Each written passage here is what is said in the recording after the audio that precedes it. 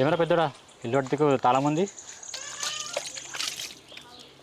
అది ఏం లేదే, మన పంతులు చూపించినట్టుమే. అటు జర వాస్తుకి లేదు, వెనక డోర్ వాడుకోమన్నాడు.